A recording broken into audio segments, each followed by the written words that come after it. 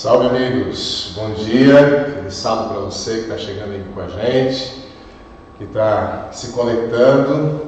Um dia muito bonito, estamos aqui na Igreja do Boa Vista hoje. Eu estou acompanhado aqui dos meus dois amigos, estamos cheios de câmeras como de costume. Bom dia para os nossos amigos de Campo Largo, bom dia para os nossos amigos do Bom Retiro e um bom dia para você que também tem sido Boa Vista. E aí, pastor Leandro?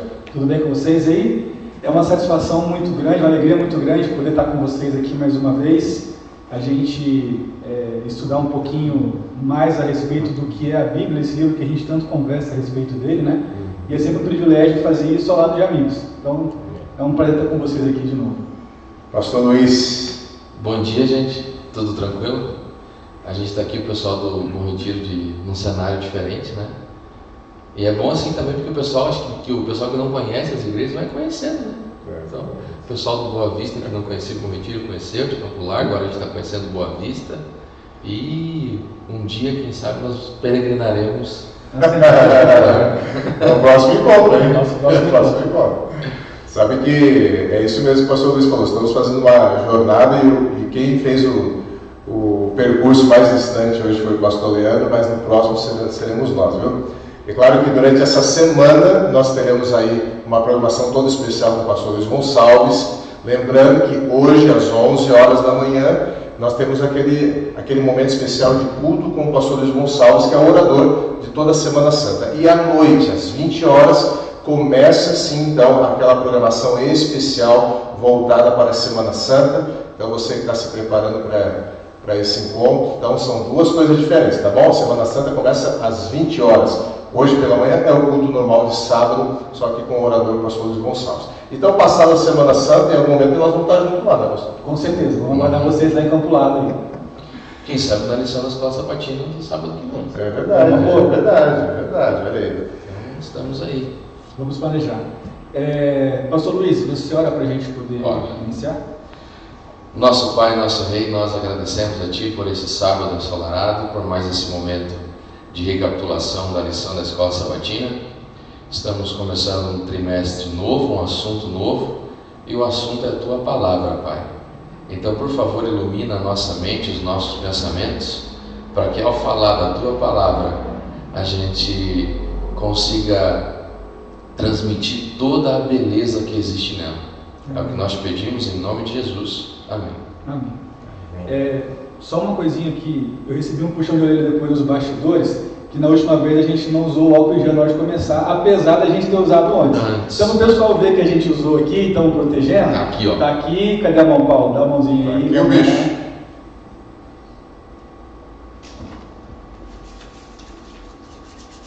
Estamos todos. Já passa. Tá vendo já o álcool em gel, tá vendo o gel, né? Cabelo. Eu quero dar aqui um bom dia para você que está chegando aqui com a gente.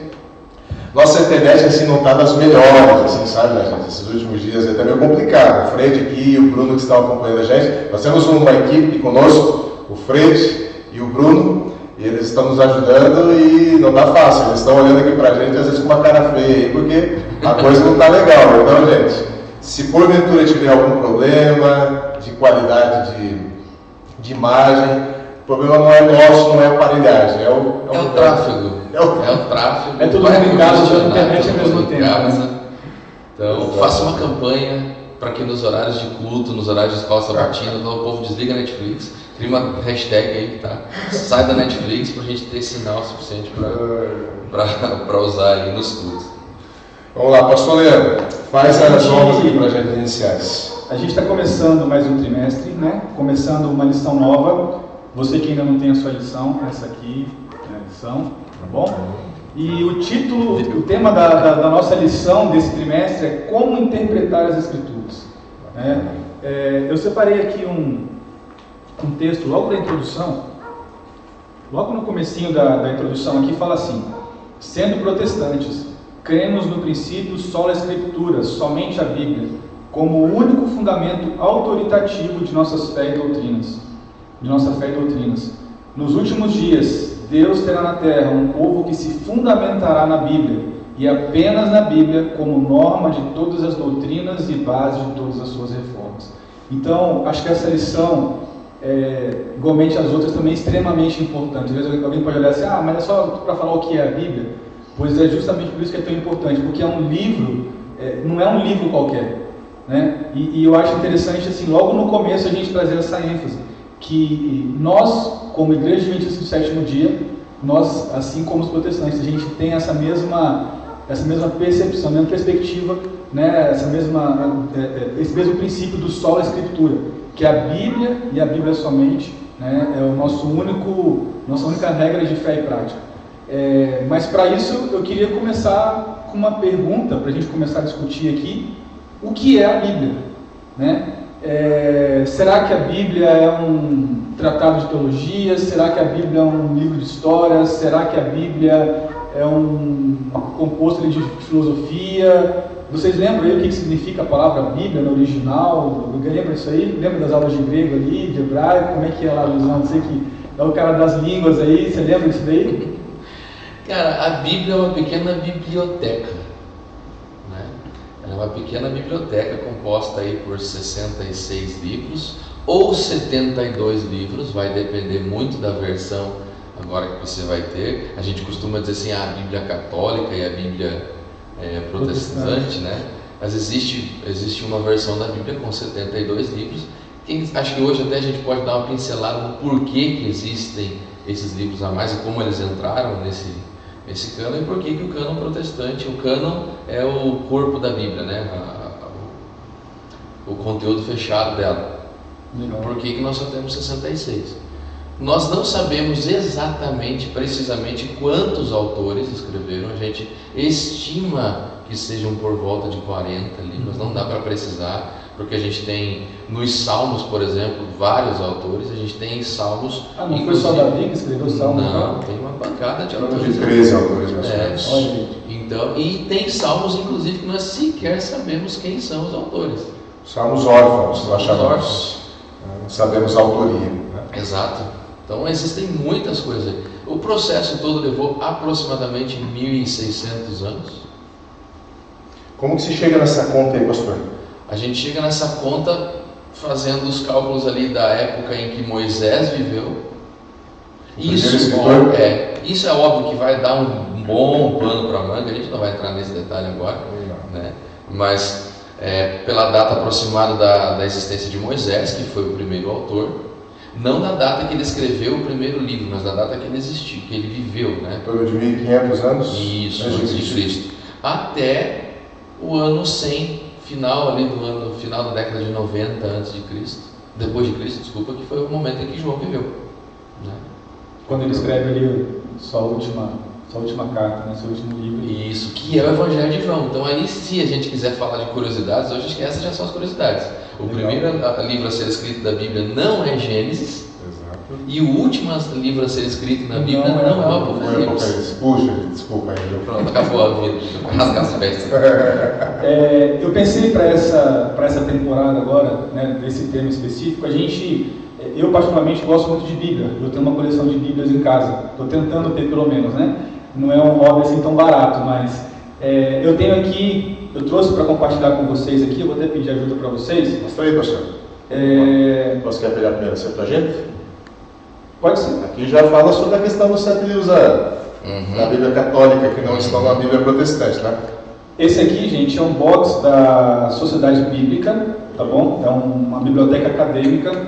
E aqui a gente tem a Septuaginta, a Vulgata Latina, o Novo Testamento em grego e a Bíblia Hebraica Stuttgartense. Tá bom? Então, para você que quer começar a estudar a Bíblia mesmo, esse aqui talvez seja um box interessante para você. Esse aqui é língua pagã, me dá hebraico. Língua latina, tá falando.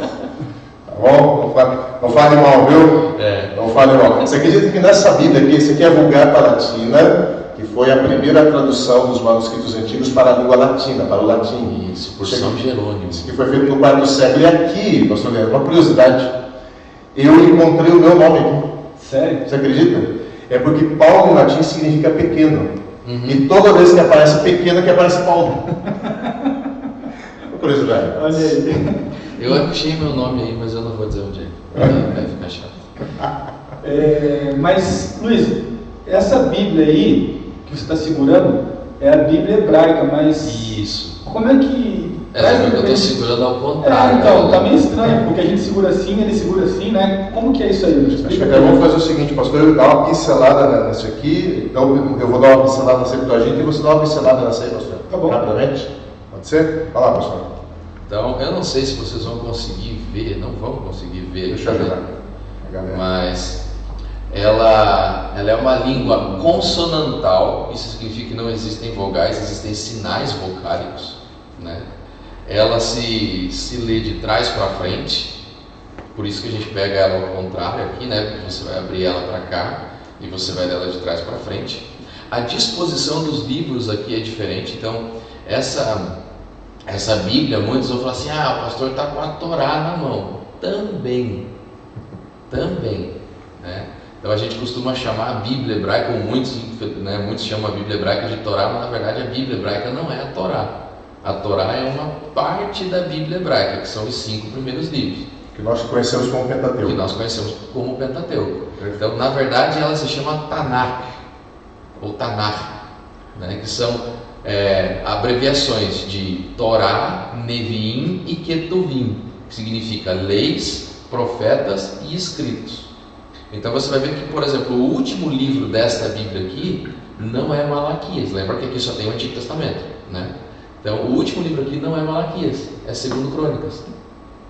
Porque você tem os blocos separados diferentes. Você tem os blocos ali com os escritos de Moisés, aí você tem o bloco com os escritos dos profetas. Não que Moisés não tenha sido profeta, apenas uma nomenclatura de bloco. Isso, então ali você vai achar Isaías, Jeremias, Ezequiel, não vai ter Daniel na parte profética, isso é uma curiosidade, não tem Daniel na parte profética, né?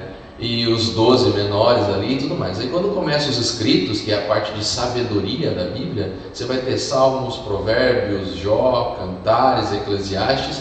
Daniel é considerado um escrito de sabedoria e não de profecia. Talvez ali na parte da profecia da lição a gente explique um pouquinho melhor isso. Então ela tem uma disposição diferente. Ela não tem os 7 livros a mais lá, ela também não tem, tá? É um livro muito legal assim. Perfeito. E detalhe, o pastor está falando aqui, né, pastor Neto? É diferente, a nossa Bíblia em português é diferente a disposição dos livros, né? Na nossa Bíblia, o Antigo Testamento está disposto por gênero literário. Então você tem a primeira parte que é livros históricos, segunda parte livros poéticos, terceira parte livros de linguagem profética, ok? Já aqui não. A nossa disposição de livros foi herdada desta disposição de livros aqui, da Vulgata Latina. E é o seguinte, gente, essa aqui que está nas minhas mãos, essa aqui é a Septuaginta. Septuaginta significa 70 em grego. Na verdade, ela não é uma Bíblia, ela é uma obra literária, no qual contém os escritos sagrados pelos judeus e também livros que são muito estimados pelos judeus até hoje, que são livros que narram da sua cultura, da sua história, aquilo que aconteceu naquele interstício, pastor, aquele ato entre o último profeta que existiu, Malaquias, e aí os escritos do Novo Testamento ali, nós temos um intertestamentário. Aquele período, exatamente, o período intertestamentário, que esses 400 entre 2 testamentos. Então esses livros aqui, por exemplo, 1 Macabeus, 2 Macabeus, vão narrar eventos que ocorrem dentro desse período. Agora a Septuaginta é a primeira tradução dos escritos sagrados judeus e também dos livros estimados judeus para a língua grega. E esse aqui acredita-se que aconteceu por volta do 3º século antes de Cristo. Só que no Novo Testamento, lá na época de Cristo, no 1º século, como a língua internacional, a língua da diplomacia, das relações internacionais era o grego, os cristãos meio que adotaram a Septuaginta. E a Septuaginta tornou-se a Bíblia do cristianismo, porque era muito mais fácil você ensinar a Bíblia por meio da língua que as pessoas entendiam, não mais o hebraico. O grego, então, era o inglês da época. Exatamente. Olha aí. E com base nessa, então, foi feita a tradução da Vulgata Latina também, e com base nisso aqui, existem as traduções das Bíblias que nós chamamos como católicas. Por quê? Porque na Septuaginta você tem esses 7 livros que fazem parte da cultura e história judaica. Legal. E comigo aqui... Uma das possíveis razões para que esses livros tenham sido acrescentados é porque quando ela foi encomendada, existem muitas histórias sobre a origem dessa Bíblia, tá, gente? E uma das histórias dizem que ela foi encomendada para ser colocada na Biblioteca de Alexandria, né? Exatamente. Então, ela foi encomendada como uma peça literária e não como um livro sagrado, entendeu? Então, como ela foi encomendada como uma peça literária, esses livros, esses 7 livros, eles eram importantes no sentido histórico e não no sentido teológico da coisa, eles foram incorporados juntos. Até porque quando a gente diz que a Bíblia foi encomendada para ser colocada na Biblioteca de Alexandria, ela não era assim. Não era em forma de códice. Não era assim, era em rolo, né? Então eles colocaram esses rolos juntos. Por isso que foram acrescentados. Essa é uma das ideias aí. Lembrando que isso aqui é Antigo Testamento, da mesma forma que a Bíblia hebraica é Bíblia hebraica. Agora o pastor tem uma Bíblia diferente. E aqui a gente tem o Novo Testamento em grego, né? E por que o grego? Porque o grego, como você já mencionou, era a língua que era utilizada ali naquele momento, né, da história ali, era a língua mais difundida, né? A língua mais trabalhada ali, principalmente quando a gente fala agora com relação ao mundo gentílico, né? Que passava ali das barreiras de Israel. Então, as cartas de Paulo, por exemplo, foram todas escritas em que língua? Em grego, para que as pessoas que estivessem recebendo ali, elas tivessem condição ali de ter acesso ao que ele estava escrevendo, tá certo? Então, aqui a gente tem o Novo Testamento em grego. Então, se você quiser pensar assim, na nossa Bíblia hoje, seria basicamente então a junção daquele ali que o pastor Luiz apresentou. É isso aqui. Isso aqui é a Bíblia de hoje, tá bom? Ou a Bíblia católica seria essa com essa. Isso. Ou seria isso aqui, né? Seria essas duas. E acho que um detalhe legal sobre o Novo Testamento é o tipo de grego que ele foi escrito, né? Que é um grego chamado grego koiné, que significa povo. Então, isso é uma coisa muito legal, é muito significativo vale muito a pena a gente ressaltar que a Bíblia foi escrita numa linguagem popular. Ela foi escrita na língua do povo, ela foi escrita para o povão entender, né? Então, infelizmente, nós tivemos um período da história do cristianismo em que a liderança religiosa foi na contramão disso, né? Colocou a Bíblia numa linguagem que só os eruditos entendiam, sendo que quando os profetas, os escritores do Novo Testamento escreveram, eles escreveram numa linguagem do povão, para todo mundo entender.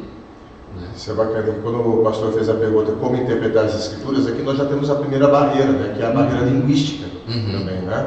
Porque nós não podemos interpretar a Bíblia de acordo com o pensamento de hoje e nem de acordo com o significado que as palavras têm hoje. Nós não podemos fazer, nós chamamos de anacronismo, que é você importar algo de uma época para uma outra época. E aí a gente acaba interpretando a Bíblia de acordo com a ótica de hoje, o pensamento de hoje, e de acordo com a semântica de hoje. A gente pode dar um exemplo disso? Com certeza. Comei tudo que se vende no açougue. Aí quando você lê isso na Bíblia, comei de tudo que se vende no açougue, na tua cabeça vem aquele açougue que você tem ali na esquina da sua casa. Né? Isso é um exemplo de anacronismo. Você está pegando a palavra açougue ali e você está interpretando ela como esse açougue que a gente tem no cotidiano, no nosso cotidiano. E não é. Você tem que entender o que era um açougue naquela época e não hoje. Exatamente. E deixa eu fazer uma pergunta para vocês. Existe alguma forma, como que eu posso ter certeza de que aqueles rolos que foram escritos lá atrás pelos profetas, como é que isso aí foi chegando, foi passando, e como é que eu sei que isso está aqui hoje na minha Bíblia? Como é que eu sei que o que eles escreveram está aqui? Existe alguma forma, existe alguma ciência por trás disso? O que vocês podem trazer para a gente aí? Quer comentar ou quer Pode comentar? começar.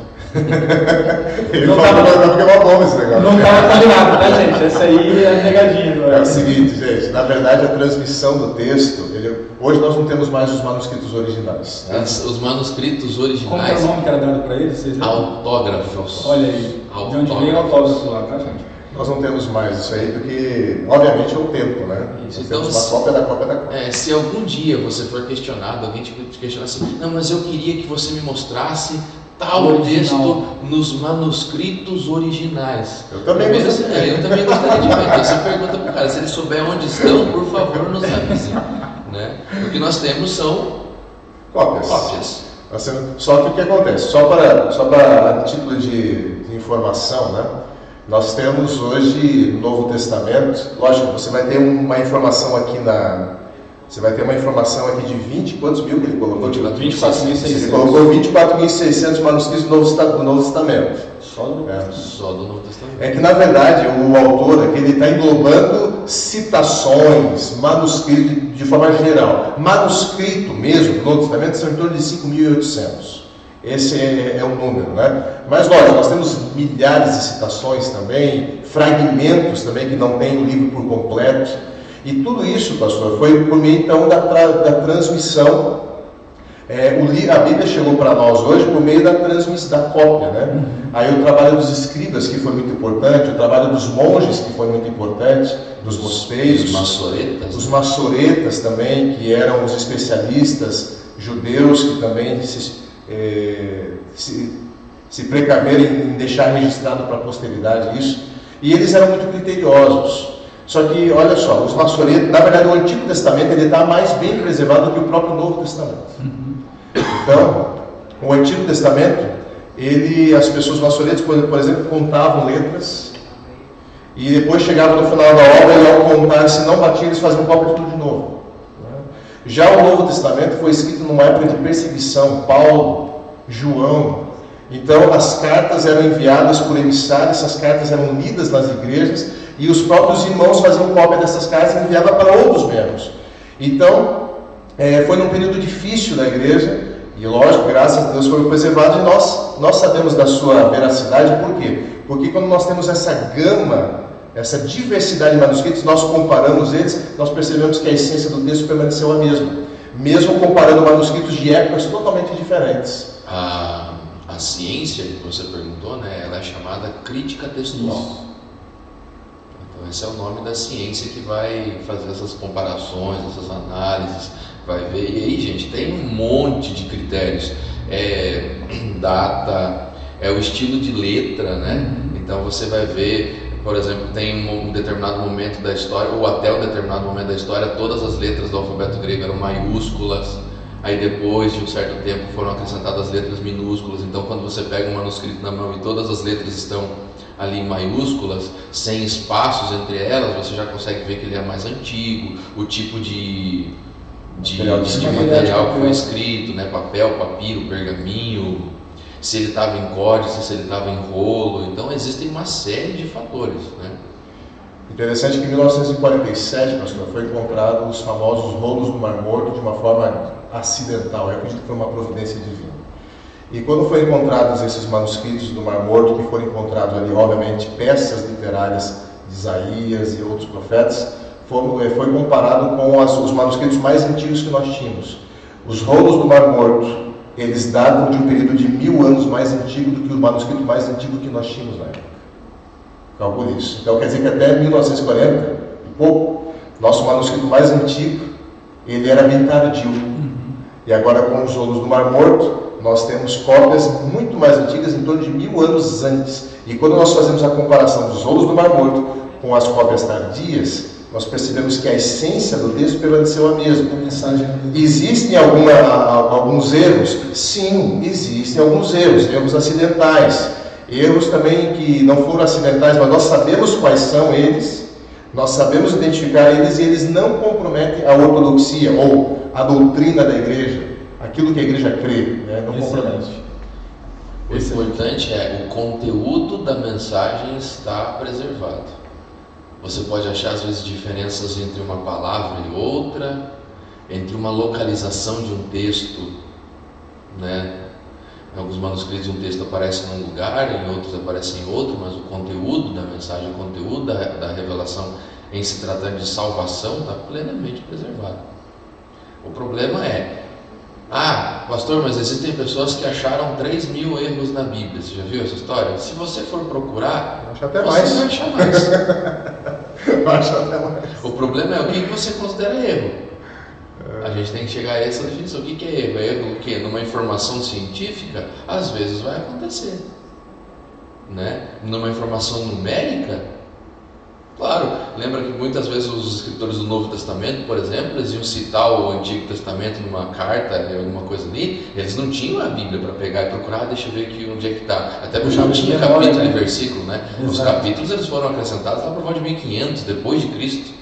E versículos também, são Sim, coisas posteriores. Então eles citavam de cabeça, né? Então às vezes acontece ali de ter uma escorregada ali. Acho que no Evangelho segundo Mateus, se não me engano, Mateus assim, porque segundo disse o profeta Isaías e foi Jeremias, alguma coisa assim, ele dá uma escorregada lá. É porque depois na próxima, que vai ser lá em Campo Largo, né? No próximo encontro, na verdade, nós vamos falar sobre a inspiração. E aí vai ter uma explicação do porquê que nós não temos nenhum problema com isso. Tá bom? Vai ter uma explicação que hoje nós vamos deter nela, mas não se atribui. Não se turbe o vosso coração. Credes em Deus, crê também em nós. Uma última informação que eu acho que seria interessante a gente destacar aqui é que a Bíblia ela é talvez o livro mais traduzido na história, né? E a lição traz uma informação para a gente que hoje, em todas as traduções que a gente tem, 95% da população mundial tem acesso à Bíblia na sua língua, na sua linguagem. Então, esses dias eu vi uma imagem que foi, para mim, mexeu bastante, assim, que depois que começou toda essa questão aí, essa turbulência por conta do Covid-19, tinha uma foto de uma grande livraria dos Estados Unidos, não sei se vocês viram essa foto, essa imagem, uma foto assim das prateleiras, da seção das Bíblias. Toda livraria que você chega tem uma seção destinada só para Bíblias, né? E nessa foto você tinha as prateleiras praticamente vazias e esgotadas. As pessoas nesse momento estão buscando por esse livro para poder ter ali um alento no coração, uma esperança trabalhada ali para que a gente consiga passar por esse momento de turbulência, né? E a gente, por exemplo, entende que esse não é um livro qualquer. Né? Como a gente já falou, não é um tratado de ciência, não é um livro de história, não é um livro de filosofia, de geografia, apesar de apresentar todos esses elementos, mas ele não é um livro como qualquer outro. Né? Aí voltando naquela questão lá de alguns equívocos, de algumas imprecisões, é justamente nesse sentido. Se você quiser analisar a Bíblia como um livro histórico, você vai encontrar problemas, porque ela não se propôs a isso. Se você for analisar a Bíblia você for querer uma acuidade científica, né, uma precisão científica, você vai encontrar problemas, porque ela não se propôs a isso. Então ela não é um livro científico, mas contém ciência na Bíblia. Então aí fica a dica para aqueles indivíduos que usam a Bíblia para defender terra plana. Né? A Bíblia não é um livro científico, ela contém ciência. Ela não é um livro histórico, ela contém história. São coisas diferentes, bem diferentes. Né? É bom mencionar aqui para o pessoal o seguinte: nós não vamos apresentar a resposta do porquê que nós temos esses erros ainda, e nós não temos preocupação com eles, tá bom, gente? Tudo se resume no conceito de inspiração que você vai ter na próxima semana estudando na lição da Escola Sabatina. Detalhe, pastor, deixa eu fazer um merchan aqui no... Não perda. Não perda. Esse livro aqui, Como Entender a Bíblia, esse livro aqui, não sei se você vai conseguir visualizar muito bem aí na tela, mas esse é o livro que acompanha a lição da Escola Sabatina, né? Nosso guia de estudo, que é, na verdade, escrito pelos mesmos autores. Na verdade, esse livro é o livro que foi escrito, e ali então a lição é meio que vamos dizer assim, um resumo. Estudos do livro. Exatamente, boa definição. Aí fica guia de estudo do livro. Porque às vezes as pessoas, né, principalmente o pessoal lá nas igrejas, não sabe como a lição da Escola Sabatina é escrita, né? Então ela é escrita mais ou menos com 5 anos de antecedência do tema. Né? E os autores, eles não escrevem a lição, eles escrevem um livro. Isso é verdade. E do livro sai a lição, entendeu? Então não é que a lição deu origem ao livro, o livro deu origem à lição. Então, se você quiser depois adquirir o livro, você vai ter o material completinho. Tem mais coisas no livro que não aparecem na lição. Quando você falou ali, pastor, mais de 3.000 e poucas traduções, traduzido para mais de 3.000 e poucas línguas, quando nós temos que ter cuidado só com essa informação, achar que quando se fala que a Bíblia foi traduzida para mais de 3.000 e poucas línguas, amigos, não significa que ela foi traduzida de forma completa, em sua totalidade. A Bíblia, em algumas línguas, está traduzida apenas um livro ou outro, uma passagem, não necessariamente a Bíblia como um todo. É só lembrar do trabalho dos Gideões Internacionais lá, né, que traduzem o Novo Testamento, pequenininho lá, mais Salmos e Provérbios. Né? Aquela Bíblia cinza pequenininha, né? E curiosidade nesse assunto, a Sociedade Bíblica, as Sociedades Bíblicas Unidas, né, elas têm um trabalho de divulgação e propagação do texto bíblico, e em lugares onde eles não têm, o evangelho ainda não penetrou direito, onde eles não têm igrejas, o cristianismo não é fundamentado, eles sempre tentam colocar a Bíblia lá, não de forma completa, mas pelo Evangelho segundo João. Então, em muitos lugares do mundo, a única coisa que eles têm é o Evangelho segundo João. Ah, por que o Evangelho segundo João? Não perca as cenas do próximo episódio. Talvez na semana que vem a gente pode até abordar um pouquinho como surgiu a Sociedade Bíblica, como surgiu ali o processo de impressão da Bíblia, quem foi Mary Jones e etc. Semana que vem. Olha, só para vocês terem uma ideia, o assunto é tão amplo, gente, que nós demoramos 6 meses para estudar esse assunto e não esgotamos. Né? Existem livros e livros, nós podemos até indicar alguns livros aí, né, pastor? Exato. Se você quiser conhecer um pouco melhor desses detalhes, com mais profundidade, com mais riqueza de detalhes, procure livros que falem assim, introdução geral à Bíblia. Tá? Então você procura livros que têm esse objetivo, esse tema, né, esse título, Introdução Geral à Bíblia, e você vai conseguir se aprofundar um pouco mais detalhado nisso que nós estamos apresentando. Nós estamos apresentando aqui um resumo do resumo do resumo. Né? Eu até aconselho, se você tiver oportunidade, o nosso professor ele tem um livro escrito a respeito disso, né? O professor Emilson Reis, você colocar lá no, se não me engano a CPB tem produzido um livro dele com esse tema. Atualizado agora, inclusive. Isso. Então entre depois lá no site da CPB, procura lá Introdução Geral à Bíblia, Emilson Reis, e vale a pena você ter esse material aí. Semana que vem eu posso trazer o meu, tenho guardadinho na minha biblioteca lá ainda. Eu também tenho. Bom, já que nós falamos sobre como a Bíblia foi escrita, mais ou menos quando ela foi escrita, agora a gente precisa saber quem escreveu a Bíblia. E aí? Né? A gente já comentou, não temos como precisar todos os autores nos seus detalhes, mas alguns nós temos uma noção pela própria Bíblia. Né? E aí a gente vai ver então um pouco das características de cada um deles. Né? Então você vai ver que Deus usou pessoas nos mais variados contextos, nos mais variados lugares, né? Com N experiências diferentes, e você vai ver que ele usou pessoas que tinham quase nada de instrução, e ele usou pessoas que tinham 4, 5 faculdades. Então, a gente adora dizer que Deus não escolhe os capacitados, Ele capacita os escolhidos, né? Mas em alguns lugares aqui você vai ver que Deus escolheu gente capacitada, sim.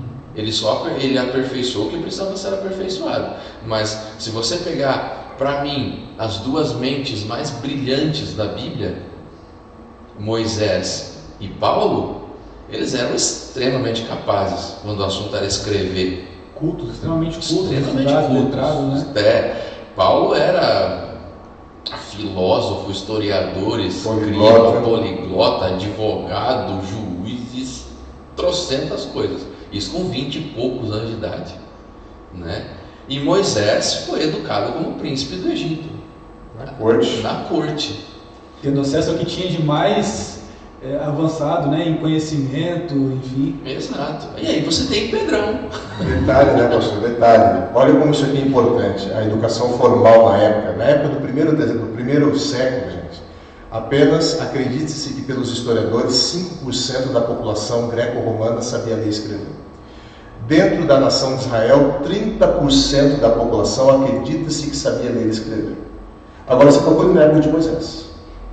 Sim. Vamos agora reportar da época de Cristo para Moisés, são 1.500 anos de diferença. Imagine o conhecimento formal. O problema, e eu gosto de falar isso, é porque muitas pessoas têm os escritores bíblicos como pessoas toscas. Né? A gente também vai falar nisso na semana que vem, sobre quando o assunto for inspiração, e muitas pessoas acreditam assim, que baixou um santo. É possessão. Um indivíduo tipo Chico Xavier, entendeu? Psicografia. A mão do cara começou a trabalhar sozinha e tal, e Deus abduziu o cara, ou abduziu não, mas ele possuiu, incorporou o cara ali, e o ser humano perdeu completamente o governo da coisa, e não é assim, né? Deus, a Ellen White tem uma frase que ela diz, que eu acho fantástica, ela diz assim, que o processo de composição da Bíblia é a união dos esforços divinos e humanos. É na cooperação do divino e humano que a Bíblia surgiu. E ela reflete exatamente a natureza de Cristo, que é divino humano. Né? Então, isso é bacana. Você vai ver que muitos vão usar uma linguagem muito simples. Não sei se vocês vão lembrar das nossas aulas de grego, mas eu lembro que o pastor Paroski começava com o Evangelho segundo João com a gente, né? Ele dizia pra gente, olha, se vocês estudarem direitinho o grego aqui, vocês vão conseguir ler o Evangelho segundo João, porque é o grego mais simples do Novo Testamento. Era um grego muito fácil, porque João era um cara simples, era um pescador. E em compensação você tem Lucas, e aí vem uma outra curiosidade, que o grego mais complexo do Novo Testamento não é o de Paulo. Paulo tem um grego intermediário. O grego mais complexo do Novo Testamento é o grego de Lucas. Por quê? Porque ele era grego, ele era médico, né? Existem vários termos que ele usa no seu evangelho que são termos usados na medicina, são termos médicos. Então isso reflete um pouco dele. Quando você vai para Moisés, a mesma coisa. Para mim, Moisés é um gênio literário. É que na nossa cultura, a forma com que ele escreve, a gente como ocidental não consegue ver a beleza do que ele está escrevendo. Mas os jogos de palavra dele, a forma como ele monta, Moisés ele escreve poesia, ele escreve relato histórico, ele escreve lista, ele escreve conto, ele escreve... Então, o exemplo de poesia, né, segundo a tradição, Moisés escreveu Jó. Então, olha a coleção de poemas que Moisés escreveu. Os relatos de leis que ele escreveu, seco, truncado, pá. Você vai para o relato de Gênesis, da criação, é a coisa mais linda do mundo. E existe um negócio bacana que é no momento em que ele conta a história de José. A história de José, ela é inteira escrita como se fosse uma novela egípcia. Então, se você pegar os contos egípcios da época de Moisés, a formatação da história de José é uma novela egípcia.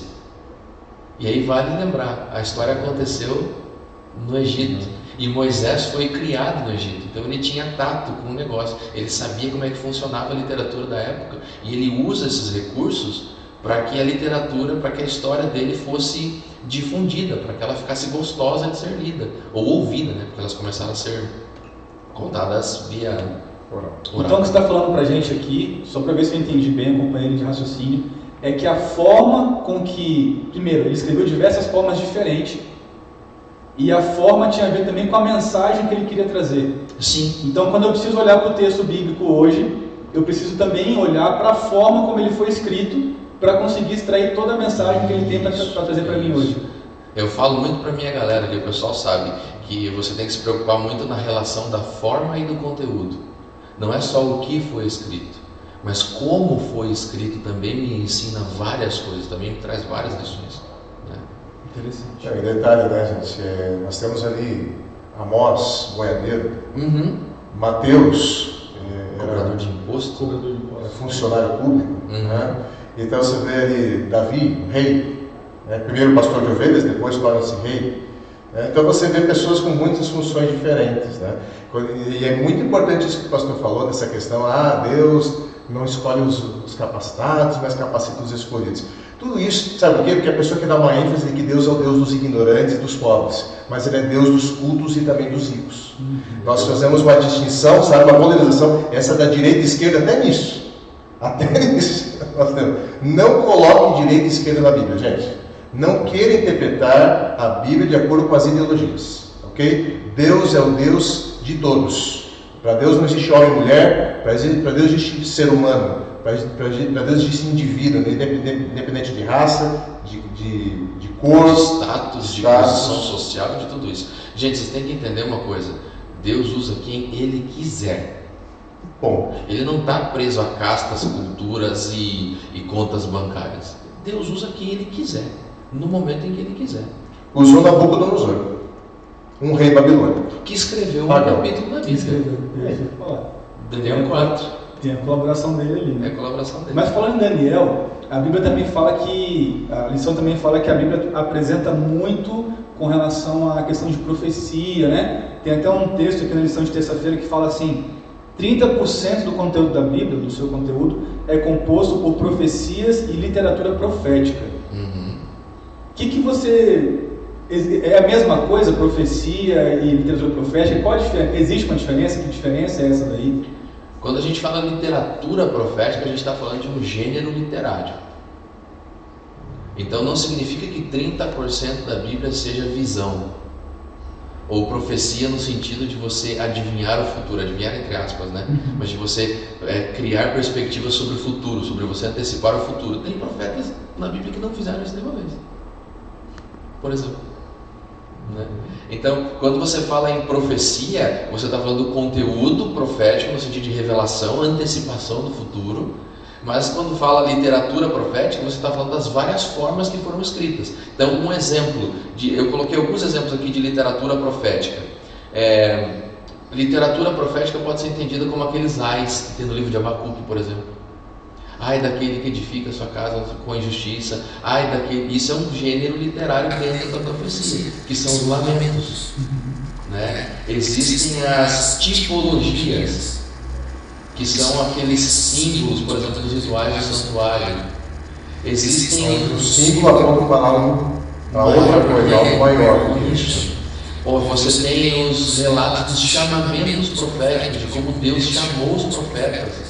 Isaías 6, Jeremias 1, Ezequiel 1, por aí vai, né?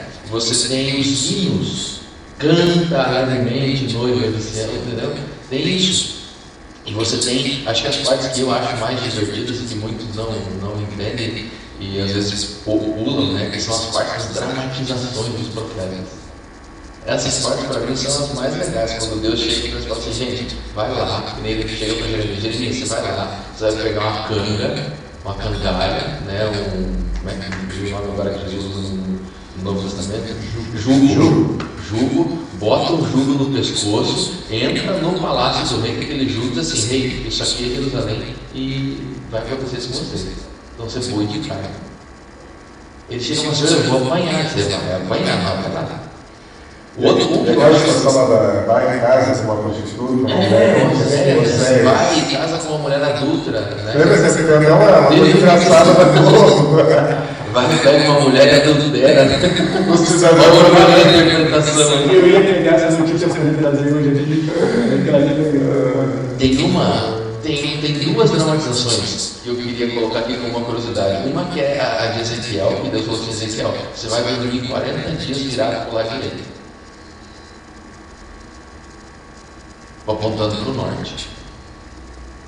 Ah, mas Senhor, por que você vai dormir 40 dias apontando para o norte? Por quê? Porque o mal vem do norte. E uma que eu acho mais... Tem outras, né? Tem uma que ele manda, eu não lembro agora qual profeta que fugiu, mas Deus fala assim, você vai cozinhar um prato de comida no monte de esterco. A panela tem que estar em cima do monte de esterco. Porque essa é a sensação espiritual de Israel, você vai comer a comida depois. E uma que eu coloquei aqui que eu acho que é a mais legal e curiosa é Isaías capítulo 20. Então, se você quiser ler depois, Isaías capítulo 20, que é Deus vai chamar Isaías e falar assim, você vai andar pelado, só de cuequinha e descalço, na frente do mundo. Tentado ao pudor, né? Tentado ao pudor. Então, gente, olha a vida de um profeta. Olha a vida de um profeta. A gente reclama de barriga cheia hoje, né? Assim, você vai pegar, andar semi-nu, correndo aí, descalço.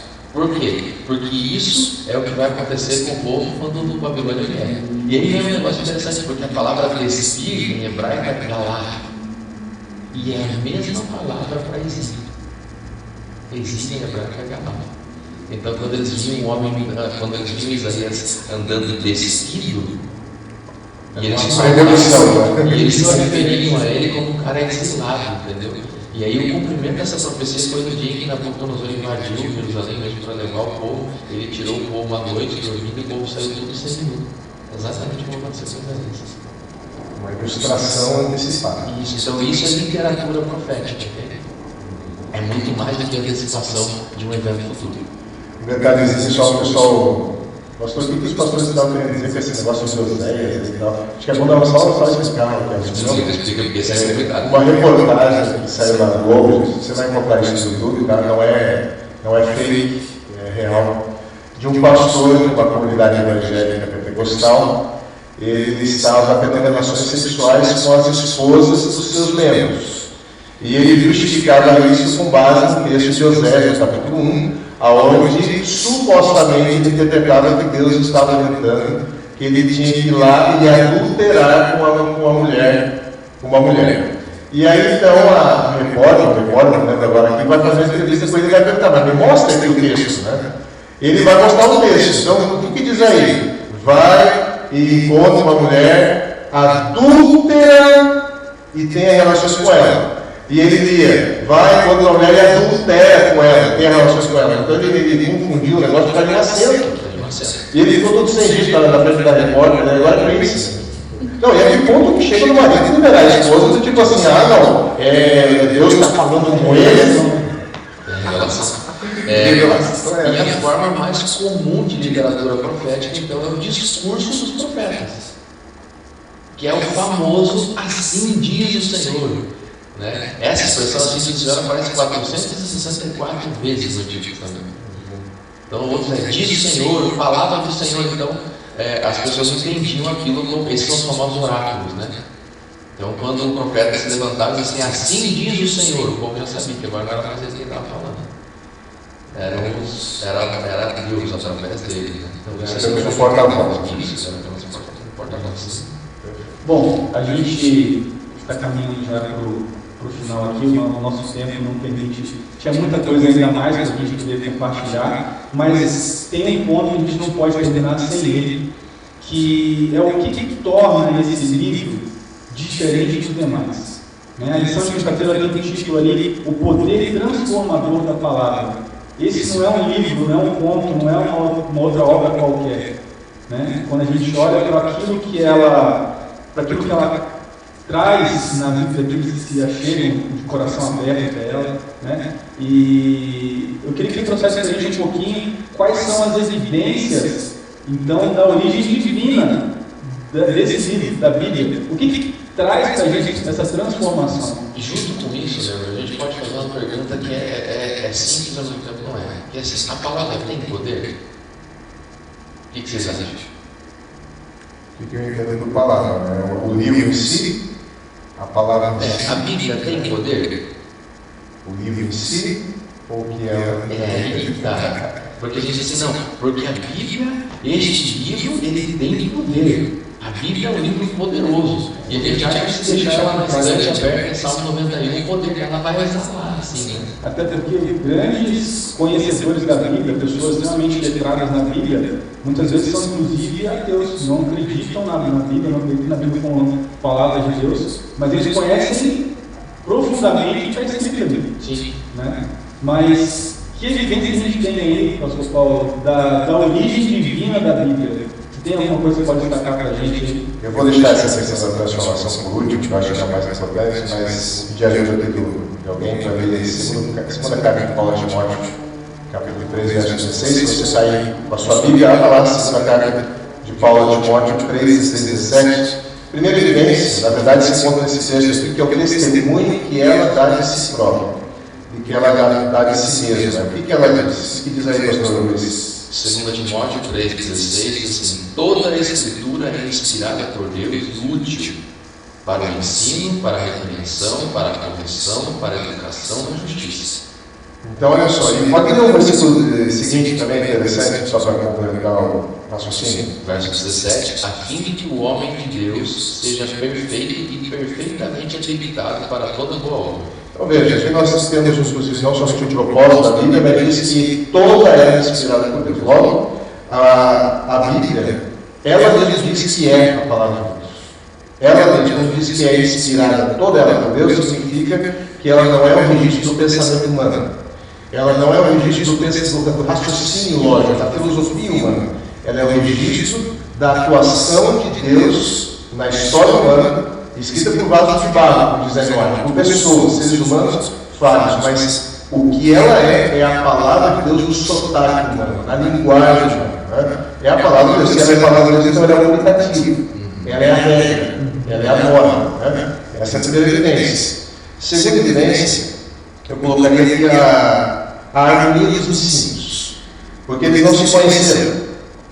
A impressão que nós temos até é que parece que todos os 40, por assim dizer, se reuniram numa mesma sala e acabou fora. Vocês querem até ali, e vocês querem ir lá até ali e tal, e não foi assim, eles não se conheceram. Mas quando você estuda a Bíblia, não é enciclopédia. Você vai, morte, livro tal, página tal, tudo sobre a morte. Não existe isso. Se você quer saber o que a Bíblia fala sobre a morte de Jesus, sobre um tema específico, você vai ter que pesquisar vários textos dos variados livros e autores diferentes que falam sobre aquele assunto. Você vai reunir esses textos e você vai ver que há uma harmonia. Eles não se contradizem. E essa harmonia, como que nós podemos ter uma harmonia dessa, sendo que nós temos diferentes barreiras linguística, cultural, nós temos barreiras de época, e como que eles mantêm essa unidade? Só pode ser porque Deus é o autor, né? O autor final, né? O autor último. Né? E é bem legal de você ver isso nas duas pontas. A quantidade de informações que cruzam entre Moisés e João, por exemplo. No começo de João ali, no princípio era a palavra, o verbo estava com Deus, o verbo era Deus, ele joga você lá para Gênesis 1, isso é muito legal. Então essa harmonia deles, essa coesão nos escritos, não tem como ser forçada, programada, preparada. Porque em algum momento, um deles iria dar uma escorregada, em algum momento. E toda vez que você se deparar com um texto que aparentemente parece ser oposto ou contradizer um texto anterior ou textos anteriores que você deve ter lido, lembre-se de uma coisa: alguma informação te falta, porque a Bíblia não se contradiz. Alguma coisa está faltando para você que você não sabe, que se você soubesse, iria mudar o seu raciocínio a respeito daquele texto que aparentemente está se contradizendo. E acho que é por isso que a gente vai gastar esse trimestre, vai ser tão relevante, porque ele fala justamente sobre isso, sobre a interpretação. Então não é só ler a Bíblia, é entender a Bíblia. Muita gente se preocupa com quanto da Bíblia nós já lemos. Isso é importante? Claro que é, mas tão importante quanto é o quanto dela você entende. Que é o que as pessoas falam, já li 40 vezes a Bíblia. 40 vezes o ano bíblico. Mas não entendeu nenhum. Mas não entendeu. Não que não valeu. Não que não valeu. Só que tem gente que faz isso meio que um ano, né? Aí transforma. Bom, enfim, eu não vou entrar nessas metas, senão a gente vai longe. Vai ser semana que vem. Outra coisa que eu vejo aqui, gente, são o cumprimento das profecias. É uma evidência da origem divina da Bíblia. Porque o que acontece? Homens escreveram de coisas que eles não viveram. E as coisas aconteceram da forma como eles profetizaram, e eles não viveram para ver a concretização disso. É o caso de Isaías, é o caso de Jeremias, é o caso das profecias messiânicas. Nós temos uma profecia messiânica, pastor, que foi escrita por Moisés, na verdade as primeiras foram escritas por ele. E olha quantos anos antes, 1500 anos antes de acontecer, eu vou dizer uma delas. A Bíblia diz que os ossos de um cordeiro que era sacrificado para a Páscoa não poderiam ser quebrados, porque aquele cordeiro representava para um substituto que morreria em lugar de primogênito. Aí quando você vai no Novo Testamento, Cristo, ele não teve suas pernas quebradas na cruz. E João vai dizer o seguinte: e isso aconteceu para se cumprir a Escritura, os seus ossos não seriam quebrados. E detalhe, Jesus vai morrer no lugar de quem? Em primeiro lugar, da culpa do primogênito. Quem é o primogênito? Adão. Adão e Eva são os primogênitos ali, né? Então, e nós, e toda a sua posteridade. Você vê? Olha que interessante, né? Tantos anos nessas profecias se cumpriram aonde nasceria, de quem nasceria, de uma virgem, seria traído, como seria morto, de certa forma, o Salmo lá, 22 diz que seria transpassado 11 pés. Aqui eu estava falando de Davi. Zacarias fala que ele seria vendido por 30 moedas de prata. Pois é. O salário, né? O salário da traição. Então, só para uma ideia, nós temos. Eu li isso, eu não comprovei isso. O que eu vou dizer agora, eu não averiguei, tá? Mas nós temos um pastor que é muito estudioso na igreja, também o pastor Roberto Mota, ele é evangelista da igreja. Ele fala o seguinte: que a Bíblia contém 330 predições a respeito de Jesus. Entre diretas e indiretas. Aí entra o esquema da tipologia, que a gente na semana que vem pode explicar. Então, quando você inclui essa tipologia, que são as referências, né? Não são profecias diretas, mas elas são referências, aí você vai chegar em cima mesmo. Seria interessante, né? E como se simplifica, né? E o último aqui que eu acho que para mim é fundamental é a transformação radical que a pessoa sofre quando se submete aos ensinos da Bíblia. Por exemplo, pastor, se você lê um livro de matemática, você vai adquirir conhecimento, vai para o mundo. você vai ser um pecador punido. Mas o pecado não é estilo de vida, não resolve o teu verdadeiro problema. O nosso problema não é espiritualidade, o problema é o pecado. Então, olha só, quando você olha para um ébrio, ele não larga a bebida por causa da mulher, ele não larga a bebida por causa dos filhos, ele não larga a bebida por causa da sua moral, por causa da sua educação. Deixa eu trabalhar em presídio, aonde, olha só o que a juíza me falou. Me falou assim: pastor Paulo, você está fazendo um trabalho ali com essas pessoas, deixa eu te dizer algo. Essas pessoas não mudam porque tem uma família. Essas pessoas não mudam porque têm filhos. Elas não mudam por causa que elas têm uma preocupação com a sua reputação. Elas só mudam, e a gente tem que estar notando isso, por um elemento religioso. Há algo diferente. Então, aqui é uma coisa interessante. O que transforma um ébrio no sóbrio? É o contato com a palavra. Mas não é contato com o livro somente, não é essa questão do amuleto, questão mística, não. O contato com o conteúdo, esse conteúdo transforma a pessoa. Então, para mim, a maior evidência de que a Bíblia tem sua origem divina é a transformação radical das pessoas, porque curar um doente, Deus tem esse poder, claro que tem, a ciência hoje cura, né? Mas transformar o coração, isso é o maior. E é o que a Bíblia faz. E aí você vai ver, então, no final das contas, né, Paulo, que a Bíblia, ou a palavra, o poder da palavra, como a gente falou no começo, o poder da palavra não está no papel, nem na cor, e nem no lugar em que você colocou na casa. Nem na língua que foi escrita. Está no Espírito Santo que age no coração do ser humano através dela. Exato. Né? Então, qual é a grande diferença? Porque muito pode qual que é a diferença da Ilíada, de Homero para a Bíblia? Qual que é a diferença do livro de psicologia, de Freud, isso que vão trabalhar também para mexer com a minha mente, com o meu coração? É que a Bíblia vem com o poder do Espírito Santo. O Espírito Santo consegue penetrar no coração. E ele escolheu esse meio. E se nós olharmos, pastor, olha só, a palavra de Deus tem poder de criar do nada as coisas. De Gênesis, haja e as coisas apareciam. Quando você entra em contato com a palavra de Deus, o Espírito Santo cria uma gênese em você. Ele começa a criar algo que não existe. Entendeu? Você passa agora por uma recriação. Então, o contato com a palavra de Deus vai ter que criar. Por isso que não existe libertação do pecado, não existe libertação de demônios que não passa pelo exame das Escrituras. Esse negócio aqui, ok, o pastor orou, o demônio saiu, e eu fui libertado do completo demônio. Se não há conhecimento, se você não for levado agora para conhecer a vontade de Deus, que está registrada na Bíblia, se você não leva, se você não conhece, você não tem como obedecer, porque você não sabe o que obedecer, o que fazer, como que essa transformação vai acontecer. O Espírito Santo se vale da palavra de Deus para transformar e recriar e causar uma gênese em você. De uma forma microscópica, o que aconteceu na criação do mundo acontece conosco. Deus pega a minha vida, que é sem forma e vazia, e Ele ajusta a minha vida, Ele preenche os buracos e os espaços que existem no meu coração e na minha mente, e Ele me dá um propósito para existir. Né? Nós vamos ter que terminar. 2 minutinhos aqui para a gente acabar. Consideração final do pastor aí, rapidinho. Não veja esse livro de forma mística. Talvez seja um dos maiores exemplos, né? Esse livro, o poder que existe nele, é o poder do Espírito, como a gente falou, que está por trás dele, agindo, e na postura como a gente chega até ele, uma postura ali de se abrir, de reconhecer que somos limitados, somos pecadores, carecemos da graça de Deus, e agora ele se aproxima para poder encontrar com Deus revelado, com Deus de amor que não existe de cada um de nós. Amém. Pastor Luiz, consideração final rapidinho. A palavra Torá, que é usada nas escrituras significa instrução.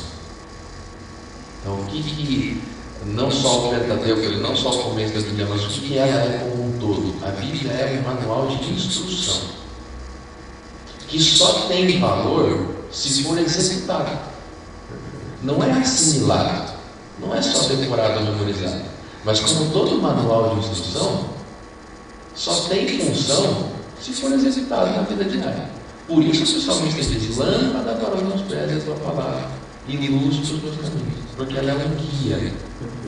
Energia. Exatamente. Aninhos, eu quero mandar um abraço aqui para algumas pessoas. A Thaís Amorim, irmã Suzete, Souber, irmã Jaqueline Crivellaro, irmã Belmira Santos, irmã Janice, Maria Bom Sucesso, irmã Jaqueline Camargo, Thalita Keller, Fabíola Santos, tem muitos outros e também os nossos amigos que estão acompanhando os demais. Que Deus abençoe grandemente você. E eu digo o seguinte, pastor, que nós nos permitamos ser guiados por Deus mediante a contemplação da palavra. Faz oração para nós aí, pastor, para a gente fechar isso. Vamos orar então. Momento? Bondoso Pai que estás no céu, a gente te louva, a gente te agradece, porque nesse momento eu tive a oportunidade de conhecer um pouco mais a respeito da tua palavra, a respeito do teu querer, a respeito do cuidado por cada um de nós, Pai. Que a cada dia sentamos o nosso coração ardendo, inflamado, para que possamos nos aproximar desse livro. Desse livro a gente pode encontrar aqui o Cristo revelado, e cada dia a gente possa ser moldado, transformado por intermediação do teu Santo Espírito. E Deus, a tua bênção também, depois desse dia, desse sábado, cuide de cada um de nós, cuide de cada um dos nossos familiares, de cada um que está nos acompanhando aqui, coloca a tua mão forte e poderosa sobre a vida de cada um deles, e que, Pai, tenhamos sempre a certeza de que o Senhor continua à frente de todas as coisas, mesmo em meio às piores dificuldades, às piores lutas. Nós pedimos tudo isso em nome do teu Filho amado Jesus. Amém. Amém. Amigos, obrigado aqui pela companhia mais uma vez. Tamo juntos.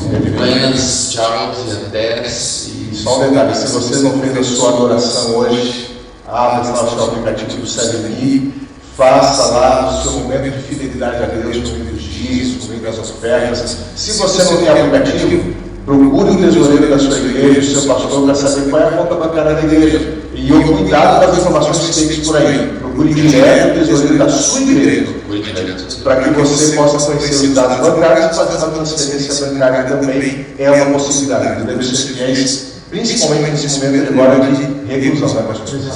Então, Deus abençoe a vida de vocês. Até a próxima. Tchau, gente.